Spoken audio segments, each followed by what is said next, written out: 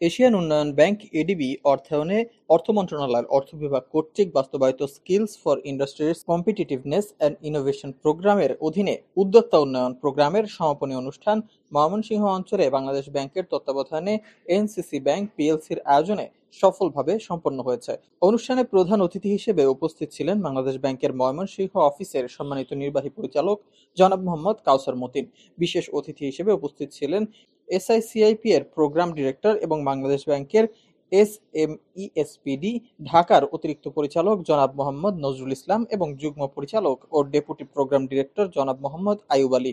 অনুষ্ঠানটি সভাপতিত্ব করেন এনসিসি ব্যাংক পিএলসির সম্মানিত ডেপুটি ম্যানেজিং ডিরেক্টর জনাব মোহাম্মদ জাকির আনাম। অনুষ্ঠানটি সঞ্চালনা করেন এনসিসি ব্যাংক পিএলসির হেড অফ এসএমই জনাব শরীফ এম মহসিন।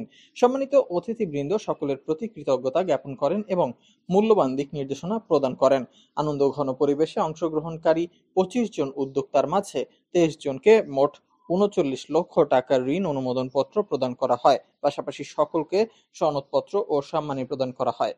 অনুষ্ঠানের শেষে এক প্রাণবন্ত উদ্যোক্তা মেলা অনুষ্ঠিত হয়, যেখানে অতিথিবৃন্দ প্রশিক্ষণপ্রাপ্ত উদ্যোক্তাদের স্থাপিত বিভিন্ন স্টল পরিদর্শন করেন এবং সার্বিক আয়োজনে সন্তোষ প্রকাশ করেন।